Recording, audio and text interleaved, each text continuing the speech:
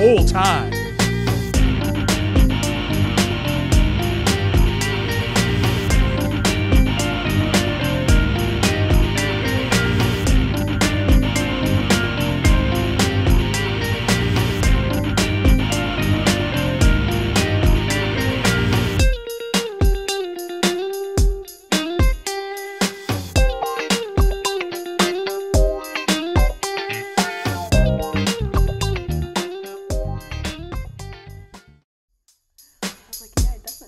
The end of this. Okay.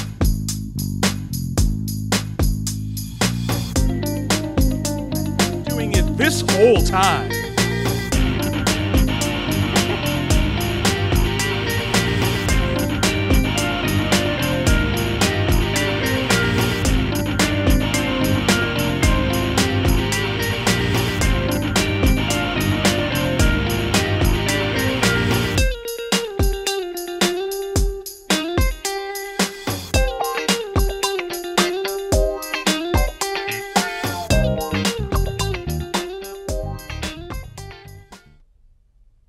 Hello and good evening. My name is Amanda Vantine. I've got my lovely co-host here, Tornberg, and our special guest, Taina Rentas. And this is One Broadway Collaborative. Yes. Well, we actually are a One Broadway collaboration, is what we're calling what Taina and I are doing. So Taina is the guest, so to speak, tonight, and I'm sort of her support. Okay. So we were going to start with a song, and then we can get into the discussion. Sounds good. Okay. Ready, Taina? Mm-hmm. You want to talk about the song from the beginning? The first song we're going to perform for you guys is called Goals, and it's about exactly that. Living in my city, I see a lot of people who have so much talent, but not a lot of people like to support each other or, you know, encourage each other to continue doing what they're doing. It kind of seems more like a competition. So with realizing that, it made me think about what people really want in life. Like, what are your goals? What are you doing to achieve them? Are you supporting others who are supporting you, or are you just a lone wolf? And basically the song is about just that. That's cool. All right.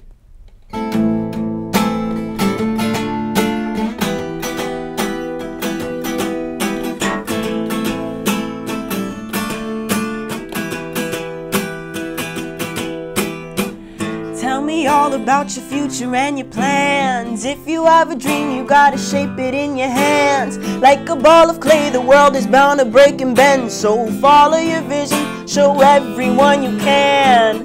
Make it out the dark, set fire to the evil. Live your life to right and maybe make a sequel. Other people follow who they wanna be like. So be someone who does right, just be someone who does right. Looking around, all I see are people who don't care to chase their dreams. It's as if they're giving up on faith, threw their dreams away just to waste the day, trying to make a name for themselves without knowing the path they're on doesn't end, it keeps going further away from the place that they're hoping they'll reach someday. Will they reach someday? Tell me all about your future and your plans. If you have a dream, you gotta shape it in your hands. Like a ball of clay, the world is bound to break and bend. So follow your vision, show everyone you can. Make it out the dark, set fire to the evil. Live your life to right and maybe make a sequel. Other people follow who they wanna be like. So be someone who does right, just be someone who does right. I don't wanna live a life that feels broken. I don't wanna walk on a path that's paved golden. Singing on a stage, saving lives and getting paid. Never have my family worry about a damn thing. Happiness for me will come easy. As long as I keep my head up, I'll see clearly.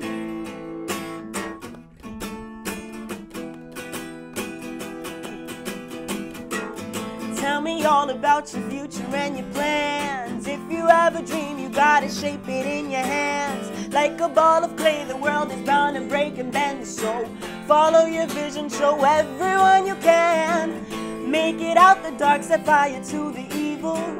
Live your life to right and maybe make a sequel. Other people follow who they want to be like. So be someone who does right. Just be someone who does right. Just be someone who does right. Just be someone who does right. Just be someone who does right. Just be someone who does right. Just be someone who does right. Just be someone who does right. Woo! That's fantastic. Thank you. That's a great song. I love a song that has such an uplifting message and not in a corny way at all. It's so real. It's so authentic. You clearly are passionate about what you're singing about. So that's a great song. Very cool. Is that off of an album that you have? No, this one's actually a single. Okay. But I was, like I said, I was inspired by everybody around me. Again, like growing up in the city is full of creativity. It's kind of hard to pop out since there's so much. Yep. So I like my music to be based around my experiences or things that I see, because my goal is to relate with anybody listening. Absolutely. And I feel like that's the song that you could relate to anybody listening, because everyone has things they aspire to do, to be, to act like. So having some sort of motivational, it's like kind of like a motivational anthem. It's really, really good. So tell us about yourself. You grew up in Lawrence? Yes, born and raised here. Lovely. I'm 20 years old. Nice. What got you into music? What's your musical upbringing? Anybody in your family? So I was singing before I could speak as a child. I was humming like the McDonald's jingle, like the TV would go ba da ba ba ba, and I'd go ah lo lo lo, because I couldn't talk yet. And also my dad really encouraged my singing as well. Because like when I was younger and I wanted my bottle, if I wanted to eat, my dad would be like, nope, you have to sing. And I would be sucking my thumb so angry, and I'd be like, and I'd run away, but then I'd come back later and I'll be like, Dad, I want Baba, and sing for him. So like, yeah, like my parents were very encouraging. Also, my household, we played such a variety of different types of music. That's so amazing. I was exposed to different genres at an early age. Yeah, which I feel like is really key too, because it's a versatile. I listen to a lot of your music, and like it's very versatile. It's very genre bending in a way that you can tell it comes from a place where you listen to pretty much anything and you can make something out of it. So it's very, very cool. Thank you. Yeah. Tell us about what you've got going on right now. What are you doing in the community? Who are you working with? Are you working on an album? Just tell us about your music this day. Well, right now I'm working on 2 separate EPs. Okay. One of the EPs is a folk album, because me and Aaron will go to these different folk meetings. There's something called NERFA. Yeah, tell us about that, because I heard you mention that earlier and I wanted to ask, and I was like, no, I'll save it for the show. What is that? So, would you like to explain? Well, NERFA is Northeast Regional Folk Alliance. It's based on Folk Alliance International. It's a folk music and dance organization. Wow. There's regional groups that are affiliated with Folk Alliance International. One of them is NERFA, the New England region. So Northeastern Regional Folk Alliance. And then we also went to Southeast Regional Folk Alliance, which is SURFA.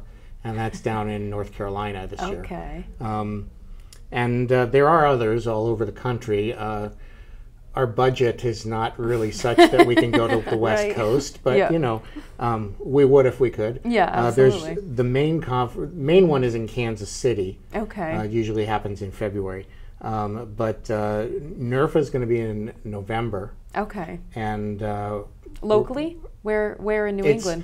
It's New Jersey, Okay. Asbury Park, Okay. which is cool because we get to go to the Stone Pony, Yeah. which is Bruce Springsteen's home bar, Yep. where he would do his gigs. So I got Bruce stuff everywhere. Yep. Oh, I'm sure. And there's also a lot of variety in the kinds of music you see at SURFA and NERFA. That was my next question, is what would you see if you were to go to one of those? I mean, Is it's it a lot folk of music? It's a mix. There's dance as well. That's kind of a different factor.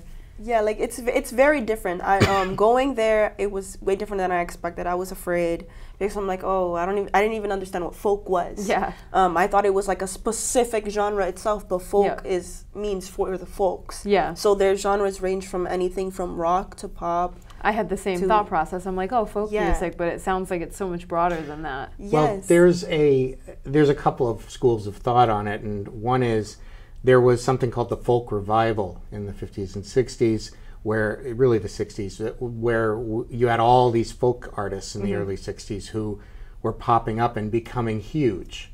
And so the folk revival was like, now everybody loves folk music. Yeah. And that happened for a short time. And then, you know, rock sort of took back over. Yeah. Took back over, I would say. Yeah. I mean, folk has always been around. That's the thing, is folk music means, you know, music of people singing in the Appalachians. Yeah. And music of, this, you know, urban stuff like hip hop, rap, and you know, other kinds of beat poetry and things like that. Seems like it can all comes be from folk. organic experience. Like if you have something that you're passionate about or that you can write about in a way and make it, like you said, relatable, that seems folk.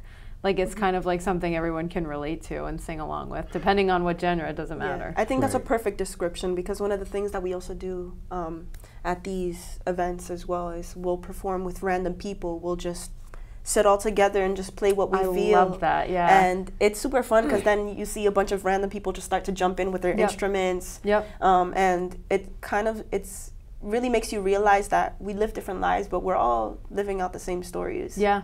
Like it's just completely different places. You know, we look different, but we have the same pain, or we have the same love, and the same joy for life. Everyone's experiencing that same spectrum of human emotion. So how you are able to convey that is one thing, but everyone can relate on that level. Right. So that sounds really fun. I want to go. Yes, you should. That's so cool. But the other thing is that folk music is communal. Absolutely. And I get that energy. when you see folk music, I mean, folk music is like people, you know, sitting on their front porch playing, and then their neighbors come over. Yeah. You know, it's not glitzy. It's not like typically I'm going to stand on a stage for millions of people. Or with a giant pedal board of effects. Right. And yeah. Usually it's a fairly modest audience.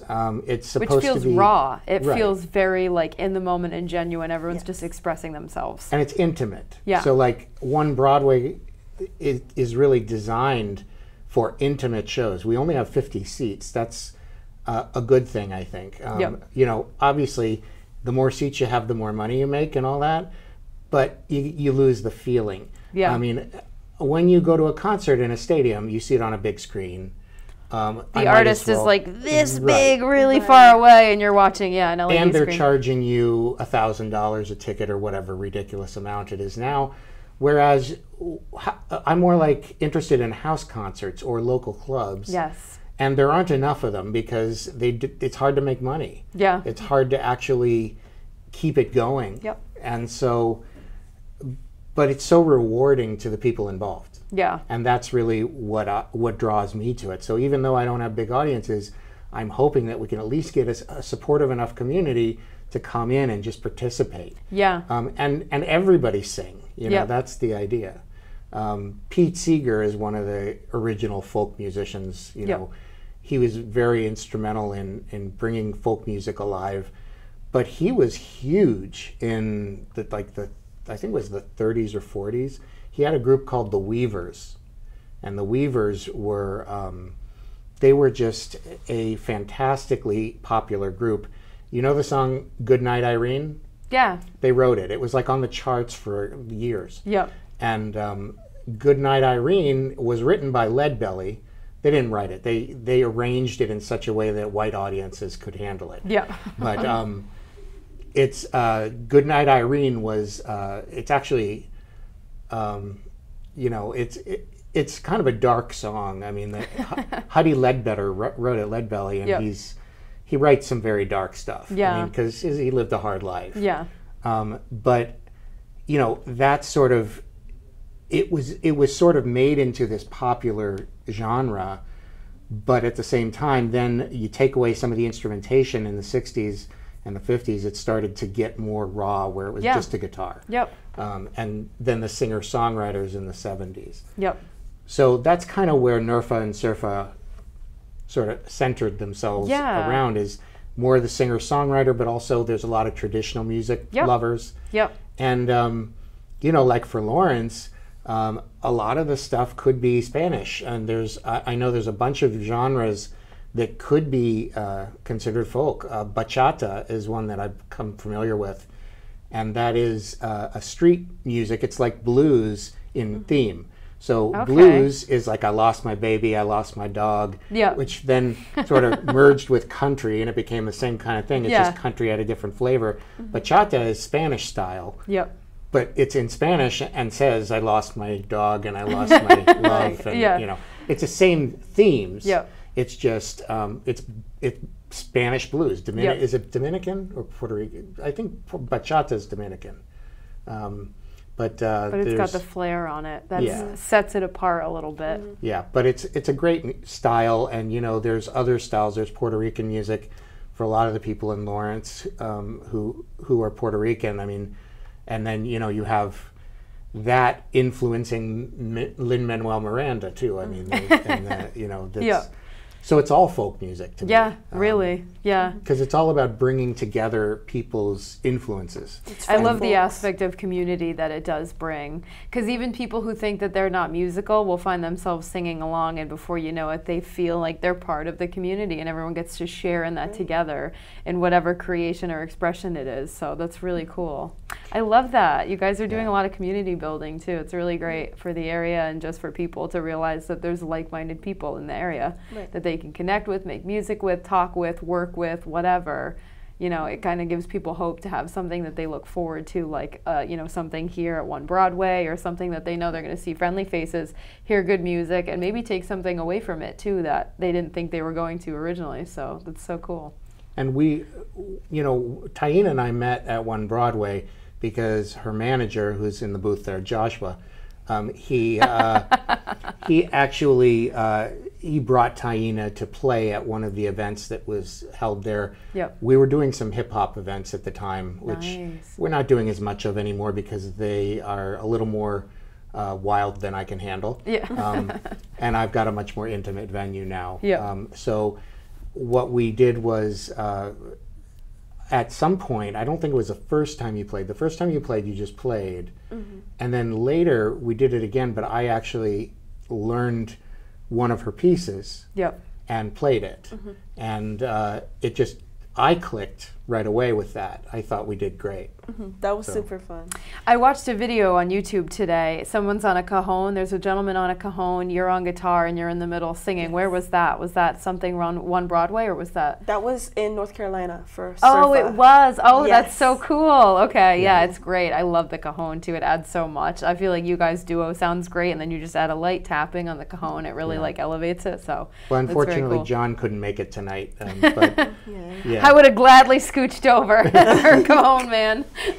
Well, but yeah, it was a lot of fun to have him at NERFA and Surfa, and we got pulled in to record in the Fishman booth. Epic. Which was fun. Yeah, I'm sure.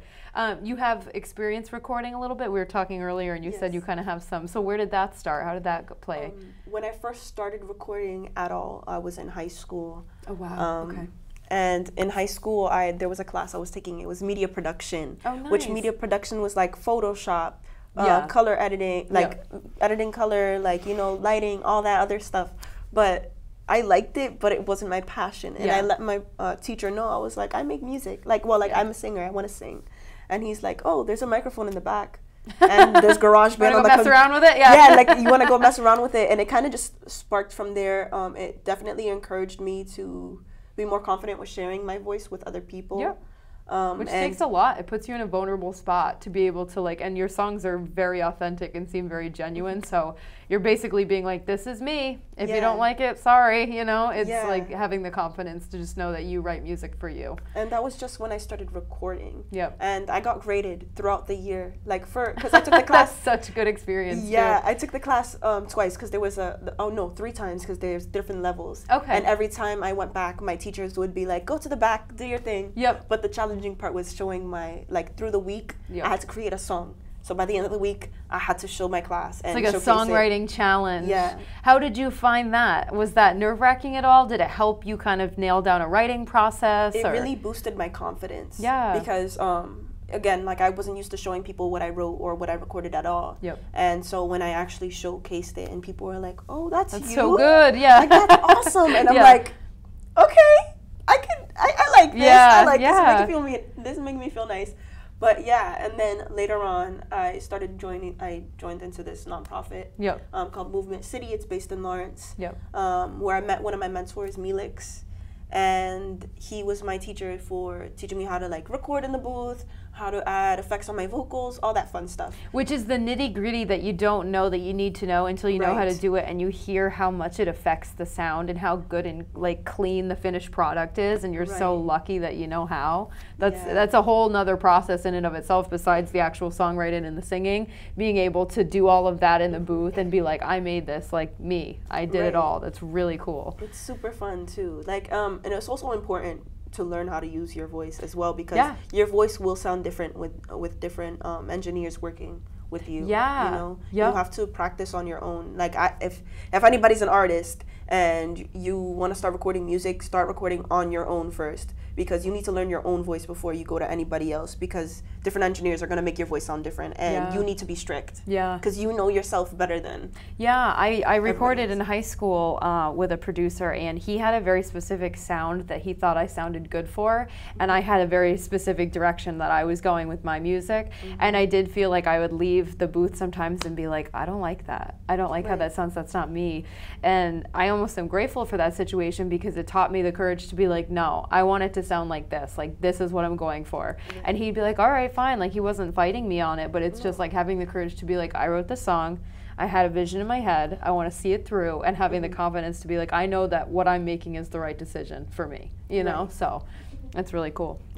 It's definitely an industry where you have to be very headstrong.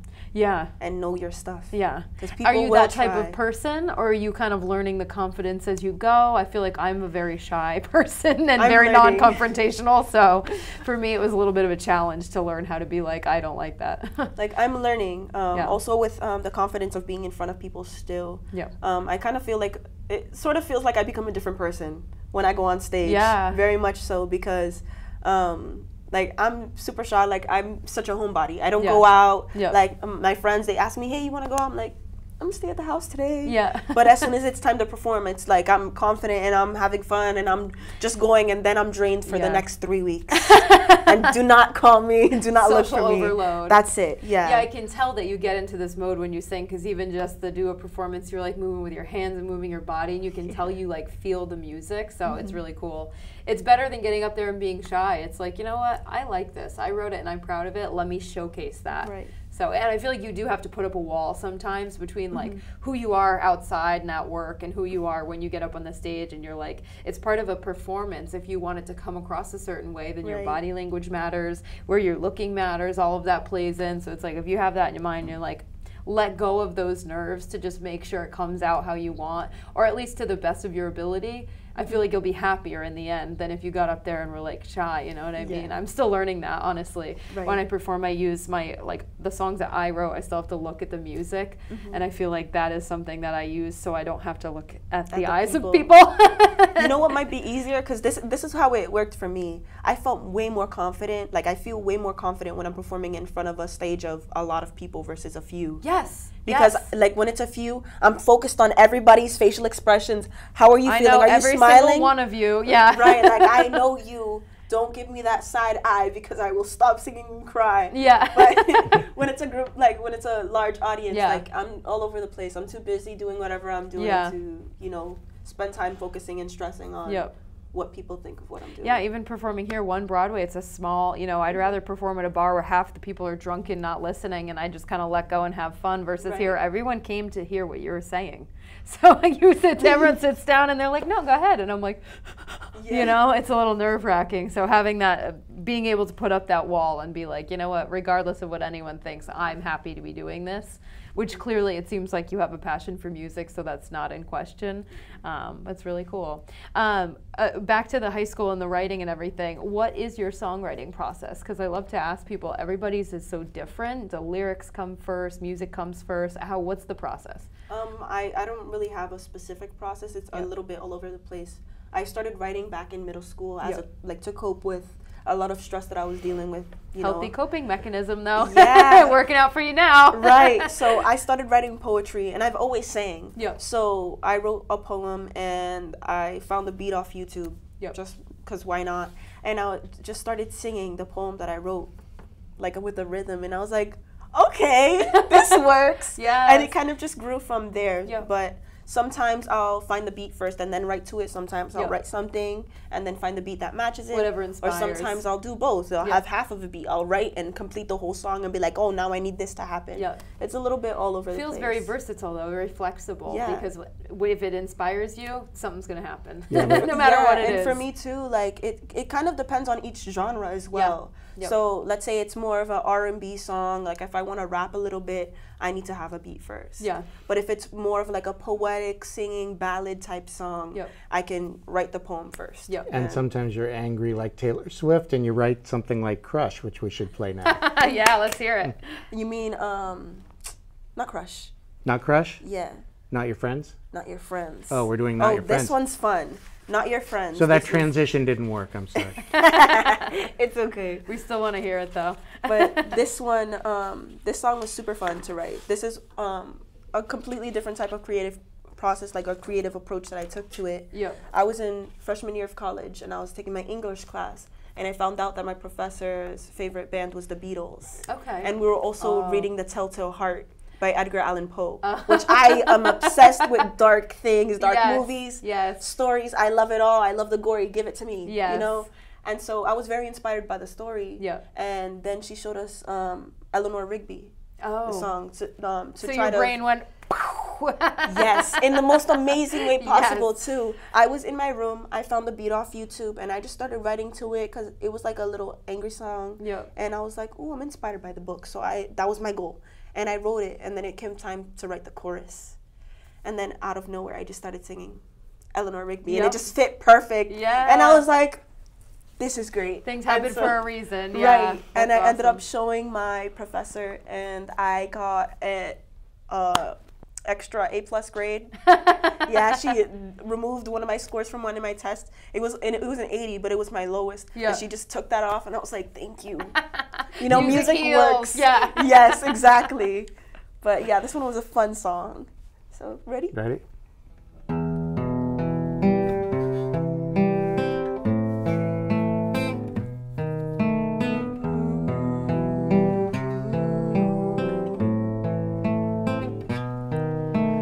Watching from a distance, planning your demise. They are not your friends, they are not your kind. Something evil's lurking, skin colder than ice. Feel it in your bones, and they pull out the knife. Done on midnight, it's then that you will see. The big is watching closely, take notes on everything. You call them your friends, but I see enemies. People that will do just anything, know what you do. Ah, look at all the lonely people. Ah, look at all the lonely people. Now they may call you cocky and they may call you cold for locking up your gold. It's yours, not theirs to hold. First they'll act all friendly, then grab you by your throat. Demand you give them what's theirs, what they all stood there for.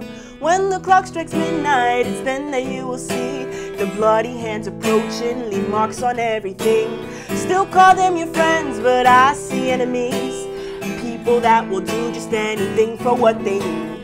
Ah, look at all the lonely people. Ah, look at all the lonely people. You're wasting your precious time away, spending it with people who don't care about your pain. They wanna hurt you, they wanna take your strength away. Look at all the lonely people. Ah, look at all the lonely people. Ah, look at all the lonely people. Oh, ah, look at all the lonely people. Watching from a distance, planning your demise. They are not your friends, they are not your kind. Something evil's lurking, skin colder than ice. Feel it in your bones when they pull out the knife. Oh, I love that. It's great. So fun. It really, you describing the song before playing it, I feel like that is the perfect blend of worlds. It really does. That's great. I love Edgar Allan Poe and the Beatles, actually, so it's a great mashup. That's cool. I know. It's like they were friends in a past life. They have to be. Totally. How else would this happen? But yeah, that one was super fun to write, and I thought like mostly that it was a new challenge for me. Yeah. Especially, I used to read a lot when I was younger, and I kind of stopped because I grew out of it. Like, you know, you get distracted with life and other things, and you lose joy for reading. But and during your phone and everything, electronics, everything comes in. But my teacher, she really encouraged me to get into reading again. She gave me some passages that I was going to read for my next English class that I had to take. So I was ahead anyway. But I also found the love of reading again. So I've been reading a lot since. Same. As an adult, I have found, like, over the last, like, 3 or 4 years, I've been, like, addicted to books again. And I used to be as a kid and stopped. And I feel like it has helped my poetry a lot. It really does. No matter what I'm reading, it inspires me, and then I'll have a weird dream because of the book I was reading before bed, and I'll wake up and write a song about the weird dream, and it's just like everything kind of commingles in a way. It's like what you put in, you will literally get out as well, whatever you know, media you absorb. So that's and really a lot cool. of it's yourself too. Like you create the best music and the best messages when you do with them right as you feel it. Yeah. You know, you have to experience it and then do it right away. I'm sure you've had it before where you think of an idea and you're like, yeah, I'll drop that down, and then you don't, and then it's gone forever. I hate when it happens. I get so frustrated, and I'll sit there for hours really like trying to remember, what was I doing? I walked downstairs. Let me try walking downstairs. Walking up and down the stairs over and over. Yes. Retracing my steps really. What I'll do is get out the voice memos on my phone and be like, and be like, okay, cool. I'll remember what I wanted to do with that later, and then I'll listen back and be like, oh yeah, exactly. See, that's why I recorded it, because I know. But that's awesome. How often do you write? Do you find it comes in waves, or you always I write just every day. Wow. Okay, so that's why you're songwriting. Even if it's one sentence, I write every day. Like, it doesn't matter what it's about. It could be about how I'm feeling. It could be about something I saw today. It could be about a person that I was talking to or something I saw outside. Like, it really doesn't matter. But my goal is to write something at least every day. That's a great practice to have. I'm sure it helps too. Yeah, like it helps me realize what I'm going through myself, because sometimes you don't even know. Self-awareness. Like, you think you're having a great day, and then the one sentence I ended up writing is that I felt like I tripped outside. I'm like, wow, I'm drawn to the negative. But then I'll try to do something like that. Yeah, it's almost like a spiritual practice, like the self-awareness of just like making yourself a better person every day because you're, you know, paying attention to what you think and what you do and how you act and stuff. That's great. Also, another thing that I do as well is that I play this game with my friends. And the game is they give me a word, and the words have nothing to do with each other. I love it already. They could be like water bottle, lamp, wall, and I'll have to write a song about it. Oh, yes, and that's a great writing practice challenge. Yeah. Yes, and I love it because my friends know. Like, I'll just text them, give me a word, and they already know what I'm up to, and they're like, okay. And they'll think of the weirdest thing they can, just to throw you off. Yes, tambourine. They've given me a word. I actually wrote a song about like a child's tambourine that got lost. And that was like one of my first songs that I had written. It sounds like a folk song. Hey, Mr. Tambourine Man, play a song. You don't know that song?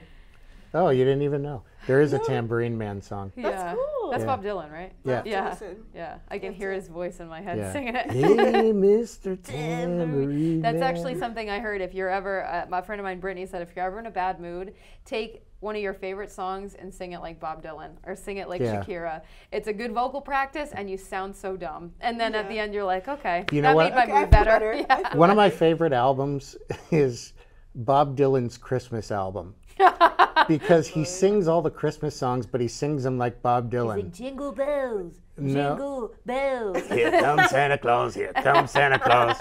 Yeah, that's what he does. Yeah. So, but you know, somehow it's really entertaining to listen to. Oh, I'm not turning it off. Yeah, I loved it. I'm laughing at it a little bit, but I'm not turning it off. No, he actually sounds good, and his band behind him is great. And it's just it's the best Christmas album for when I don't really want to go to my Christmas stuff. So gotta get in the spirit. Yeah. But I'm gonna try to adopt that writing every day, even if it's one sentence. Do you find that you can really keep up with it? Is it almost motivating at times, depending on what your day was like, just to get down? I feel like it's like journaling taken to the next level because you're using that to move towards some sort of other creative expression like poetry or songwriting or lyricism or whatever. So it's really helpful just to keep your mind flowing, keep the creativity, keep the creative juices coming out. No writer's block here. Right. That's one thing I can say. Yes. While doing it and staying committed, I haven't had writer's block. I'm in a dry spell. I haven't written a song in a long time. I'm not kidding. I'm going to start writing a sentence every day starting tomorrow and just see how it goes. Yeah, because I go through waves where I'll like bang out 5 songs in a month and be like in love with it, and then for like 3 months I like don't write anything that I like. Do you have that where you write stuff you don't like, or is it everything just a take it as they come learning lesson? I definitely have written a lot of things I don't like. You're like, girl, please. Yeah, a lot of things I don't like. Also partially because like, you know, I have to make songs to put out that, you know, maybe I didn't want to, but I did. Do you find that where if I'm not writing from a true place of inspiration, I cannot write? Oh, if I'm trying to write a song about something and it's at all forced, it's not happening. It's just not. Some people can crank, like Bob Dylan, I'm sure could crank out a song about my left shoe and it would sound fantastic, but it's like, unless I like experienced it emotionally or like went through something or know someone that told me a story about something, I have to have some sort of footing in the idea if I'm going to try. Yeah, so I agree. I refuse. Yeah, I refuse to write anything about anything that I haven't like experienced or seen. Because the way you do it keeps it fun and it keeps it relevant to your life and moving forward. So it's like, keep on it. And you're gonna get a better song. Yeah. Yeah. What type? Like, if I give you a song where I didn't know what I was talking about, you're gonna know I didn't know what I was talking about. Yeah. Right. Yeah. The passion ain't there. Yeah, you would know. That's great, though. Do you play any instruments? Do you play with other people? Are you like in any collaborative efforts besides with Aaron? No. Okay. I just sing. I want to learn the piano. I recommend you do. It's the easiest instrument to learn, in my opinion, out of all the instruments, and I only know how to play 2, so I'm like, okay, all the instruments, just because all the keys are right in front of you, and they all repeat, so I feel like it's the easiest. When I first started songwriting, I didn't know how to play anything, and I really wanted to be able to support myself, so my grandmother gave me her piano, and I like started learning on that, and now now it's a crutch, and I just use it for everything, so I'm trying to learn guitar as well, but that's why I asked about those finger pick things. Because I'm trying to learn how to strum and it's not working. Well, it's louder, and I used to do it when I can play the wrong note even louder than before. Lovely. But when I started playing, I was song leading, which means I would sing with groups of people, often kids. Yeah. But you get up in the center of the room and you sing, and you have no mic. Yeah. So you have to sing really loud first of all. So I learned how to project much more. Yeah. And in order for the guitar to be heard, picks help a lot. Has to be resonant, yeah. Yeah, so without the picks, you use your fingers, you can hear it, but it's much quieter. Yep. So with the picks, you know, it's much clearer too. Yep. Because, you know, when you finger pick, if you're using just fingers and not the metal picks, then it's much softer. So, you know, you know, that's loud. If I take off the picks, then it's you can hear it. It's still lovely, but you can hear the twang that it gives it when you have them on. Yeah. Yeah, it rings out each string. Yep. And same with strumming. When you strum with pick on, it's better, which is why most people use a pick. Yep. But some people like flat picking. I always learned to do finger picking. Yeah. So. I feel like that would be easier for me because of piano. Having the right-hand coordination, flat picking, it's not working out. This is mostly pattern-based. I mean, that's what finger picking is typically. Yep. I mean, you vary it, but it's pattern-based. Yep. So. Speaking of projection, have you ever taken vocal lessons of any kind? Are you self-taught? I'm self-taught. That's amazing. Good for you. Do you practice like often? I know I like watch YouTube videos sometimes on like vocal shapes or vocal warm-ups. Do you like do warm-ups? Do you practice every day, sing every day, drink tons of tea? Like, I drink tons of tea, but that's because I love tea. Okay. But yeah, I practice vocal exercises. I don't really like to follow videos. I get stressed out sometimes when I can't do something the way that like it's expected, or like a video like it's showing you how to do something. You're not doing it right now. You're rewinding. Like no, I can't stand that. So. I take pieces of it. So like I do vocal slides. I'll sing up and down the scale. I'll do little patterns on my own. But I don't really like to follow take what works, leave what doesn't kind of thing. Yeah, that's good. And it leads to less frustration, I'm sure, because you're like, you know what, I sing the way I sing. And that is true, like everyone's voice is different. So it's like if you were watching a video, somebody's voice may be capable of something that yours isn't, and that doesn't mean it's good or bad. It just means that like that's not for me. So yeah, maybe I should try that. I'm also very tough too. So like I've met a couple of vocal coaches who are like, oh, like you should start doing this, and I'm just like, no. Don't tell me how to sing. Don't tell me how to sing. But I do need to get used to like getting used to like, you know, people giving you advice because they're not trying to criticize you. They're trying to help you or give you another strategy or a new way. I think it's the same thing that you said about whoever's producing the music. The vocal teacher will do the same thing where it's like you have to find someone that hears your voice and loves it and wants to work on that and not make you sound.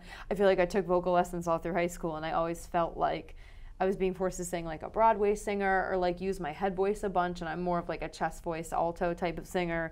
And then I stopped taking vocal lessons, started taking them again like 2 years ago, and found someone that has a similar voice to mine, and he is like incredible.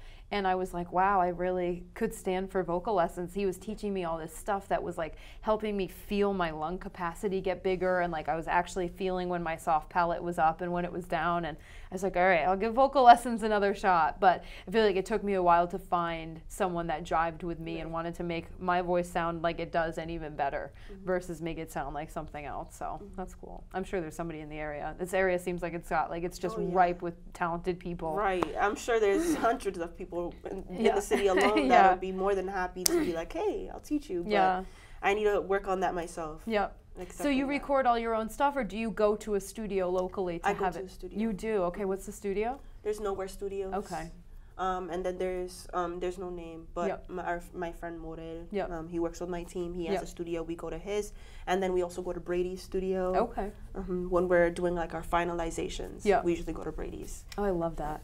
Yeah, there's nothing better than sitting on the couch listening to a song in its final stages and being like, that's a bop. I wrote that. But I love being around people though. Yeah. Like I feel like I write my best, honestly, when I'm surrounded by lots of people. And it's so funny, like if it's just me, my manager, and an engineer in the room, it'll take me forever to write. Yeah. But let's say it's chaotic, like, you know, like my friends are in the studio, like my whole team is there and they're all talking chaotic. Yeah. I'm in the corner like doom, doom, doom, doom, doom, writing everything that I need to. Feeding on the energy though. Yeah. It's that like loving, calming, grounding energy where you're feeling like your guard come down a little bit and you feel like, I'm having a good idea, I'll be right back.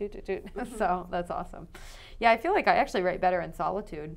When I'm like completely alone in the middle of the woods, that's when I get real cathartic and just write whatever. But that's what's cool about writing and lyricism is everyone can write a song about the same message, but how that song came to be could be so different. Somebody could be on a train going into the city, somebody could be in the studio in the middle of the woods by themselves. Like everybody kind of responds to music differently. I think that's what's cool about the folk. And now that you guys are talking about this, I'm generally interested in going because I feel like folk music and the way you're describing it too, which is folk, I feel like people get a certain connotation when you say that word. I'm talking about the broader. Just seems like such a fun community. It's like relating to the fact that everybody likes music. If you don't, you're a sociopath. Everyone's got a band, at least one that they like. Everyone has a way that they like to hear the music played. Everyone wants to feel included. Everyone likes to gather together, even there's no music involved, just to be with each other, express ideas, you know, back and forth. So it seems like a really fun little get together. Well, it's interesting because singing as a group has really become a rare thing. Yeah, totally. But what people do is they'll go to their favorite band concert and they'll sing along. Yeah. That's sort of the group singing that we usually get. Yeah. But it's so much nicer if you get together with a group of people and you pick songs you all like and you just sing them. Yep. You don't have to be at a concert. Yep. You don't have to pay a fortune. You just hang out and have a barbecue. Yeah. You know, that's much more fun to me than going to a concert where it's, you know, too loud for anybody to hear me sing. Yeah. Fighting for parking, overpaying, getting a beer spilled on you by the drunk guy next to you, and then going home disappointed. But I spend all my time now at One Broadway in a small room where we really get to hear the music. Yeah. So it's much nicer. It's a nicer feel. Yeah. We don't have, beverages. We don't have, we have water. But we definitely hydrate. yeah, we hydrate. But, we don't have alcohol. We don't have food. So those distractions are gone, and you're really just here for the music. If you're not here for the music, you need to probably go somewhere else. And if that's what you want, that's fine. But One Broadway is more of a place to be introspective and listen to other people. Yeah. And hear them. And community building, just supporting each other. I loved what you're talking about in the beginning of just like artists supporting other artists, no matter what your art is, your media is, just being supportive of other people, going after their dream. Everyone has the right to try to make themselves happy and live a good life and do whatever is going to bring them joy. And if other people feel joy, great. And if not, at least you're following your passion and doing what you want to do. So I feel like this is a good place for that. And most people, if not every single person that I've ever met here, is supportive, friendly, will come up and talk to you after and be like, hey, I loved your music, like, you want to collab? It's immediately about how can we make this even cooler. So I well, love it's that. for artists to come together. I mean, that's why I was really excited when Taina is the first artist from Lawrence that I didn't know that we ended up doing something. Hometown hero. Right. I mean, it's a lot of fun. Yeah. And more people should do it. More people should do cross-cultural stuff. I mean, we call what we're doing, I don't know if I made it up, but I made it up in my own head. Whether anybody else did or not, I don't know. But I call it folk hop. Yep. Because it's like a mix of kind of hip-hop, R&B, and folk. Yep.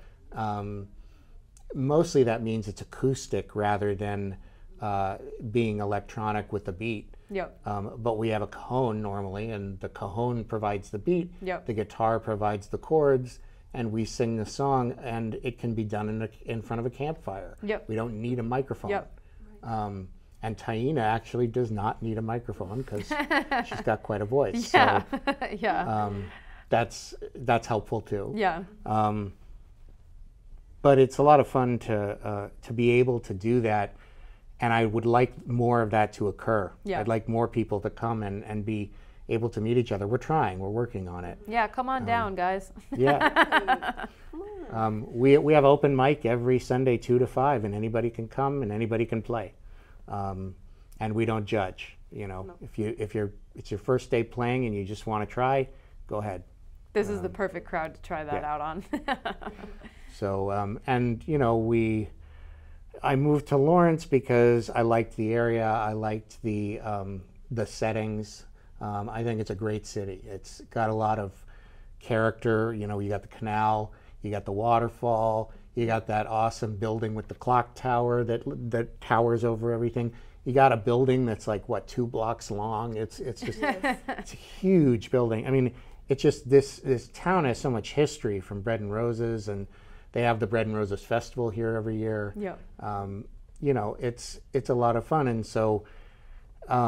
I want people in Lawrence to be able to come to One Broadway and be able to have a place for art where they can express themselves and enjoy themselves. Yeah. I mean, I live in an apartment building, and there's, I can't be slamming on guitars super loud or super late. My neighbors will complain. So if you live in an apartment, come on down here. Right. You can slam on your guitar for 3 hours. Yes, at midnight. Well. Yes, Aaron's like, I'll be home in bed by midnight. I don't know about I'm not going to be here, but yeah. No, I mean, we can get loud. It's a small room, so there's a limit. And you don't have to get that loud because it's right. dead quiet and everyone's there to listen right. to you. So if you just play at the volume you wish you could in your tiny apartment like I do, right. that's probably going to be fine. Right. So. And so Taina and I have gone to these 2 conferences with a group of people, and it's been a lot of fun. And we should do more of that. Like people should get out and do music with others rather than just focus on your studio time. Yep.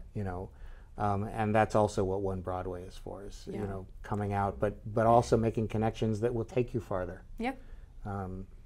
Taina is from Lawrence, and she has been to Black Mountain, North Carolina, and Asbury Park, New Jersey, for music. Yep. And you've toured other places. Where else did you go? You've been to a bunch, right? Yeah, we've done. Did you do New York? Oh yeah, I've gone to New York. My song is played on the radio. Oh, nice. Boston. I think I saw that. Yes. A YouTube short of the boss. Yes. What station was that? Yes. That's awesome. It was super fun. But yeah, I perform at a bunch of different things. Yep. You know, recently I just performed for my grandmother's. She's running for something for the state or whatever. Oh, cool. And I got to perform for her there. Yeah. So that was fun too. But yeah, like I do parties. Anything, anywhere I can. You can find anywhere where people would be down to hear a couple songs. I feel like especially if it's not all the speakers and the chords and you're wheeling stuff in and out of a van, if you just come in with a guitar and a cajon and a good voice, people are like, oh yeah, pull up a chair, go ahead, you know. Also even with the diversity of music as well. Yeah. Like, you know, there's going to be certain songs that I don't want to sing at a certain venue. Yeah, having a flexible repertoire where you can kind of tailor it to the people you're playing with, or you know what you're trying to go for, send as a message. So that's awesome as an artist. And language can be an issue with some music. So there's a song I wish I could have performed, but I can't. not on public access cable, but yeah, not here. But yeah, we've been having a lot of fun, but. You know, our performance, some things I've learned from it, because, you know, I perform a lot, but I'm performing solo. So what's been fun is having Taina to work off of. You know, we play a little bit sometimes.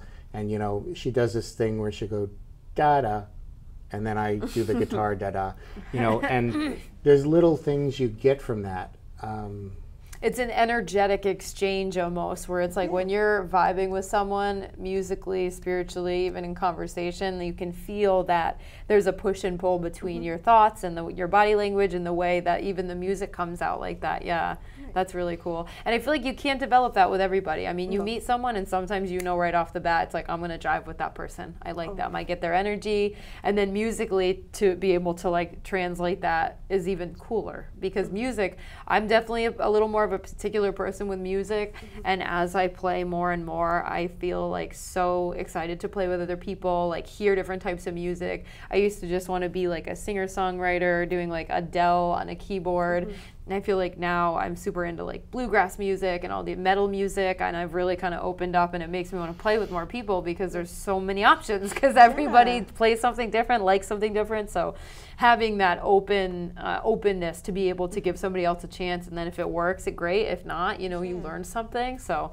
that's cool. I can tell you guys enjoy playing together. Yeah, you also, can totally tell. This isn't the first time that I've performed with other people. I actually was in bands before I became a solo artist. Nice. So it kind of like gives me that sense of comfort, reminds me where I started when it came to performing. Like, I didn't perform by myself for the first time. Like, I had a drummer, I had a guitarist, I had a bassist with me. So like bringing this back is bringing back those memories, reminding me of how I started and you know how much fun I had. Which is cool, because you have a band. I feel like sometimes, like I'm in a band right now, and I feel like sometimes I can hide in the band, and then having that and then going solo, it's like, no, you're just as good as a solo artist, you know what I mean? You know who you are, and then if you were to get in another band again, you kind of have your footing and you know how you like to write and who you want to be playing with, and like you kind of know yourself in a deeper way. So that's really cool.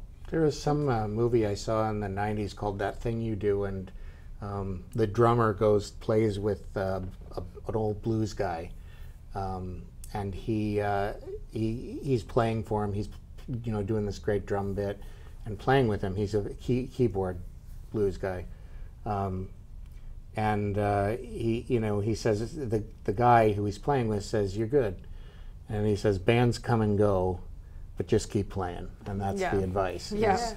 Bands come and go. Yep. But you're you, and you keep playing, and you just play with anybody. Bands will just continue to form and deform around you, like planets orbiting the sun. Yeah.